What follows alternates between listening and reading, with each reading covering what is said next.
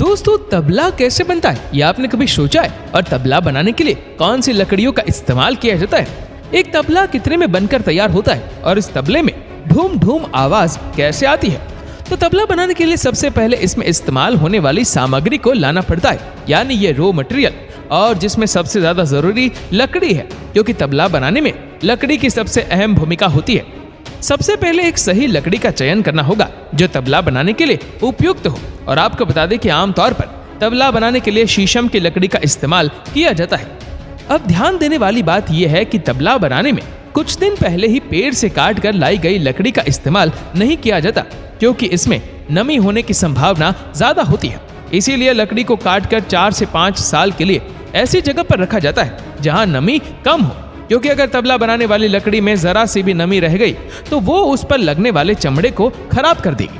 इसके अलावा जिस भी लकड़ी में नमी होती है उसके कुछ दिन बाद एक्ने का भी डर लगा रहता है। सबसे पहले तबले की लकड़ी को फैक्ट्री तक पहुंचाया जाता है, जहां मशीन की सहायता से इन बड़ी बड़ी लकड़ियों के टुकड़ों को छोटे छोटे भागों में काट दिया जाता है, जिसके बाद इन्हें तबले का आकार दे दिया जाता है। इसके बाद इस लकड़ी की ऊपरी परत की घिसाई की जाती है, क्योंकि लकड़ी की ऊपरी परत काफी खुरदुरी होती है।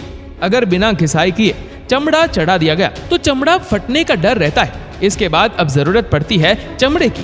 जी हाँ दोस्तों, तबला बनाने के लिए चमड़े का इस्तेमाल किया जाता है।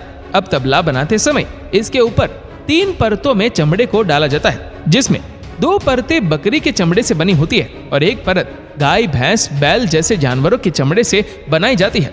अब इस चमड़े को एक गोल आकार के औजार से बराबर भागों में काट लिया जाता है और उसके बाद स्कारपर की सहायता से इसके ऊपर की कोटिंग को अलग करके उसे कुछ घंटों के लिए इसे पानी में भिगोकर रख दिया जाता है।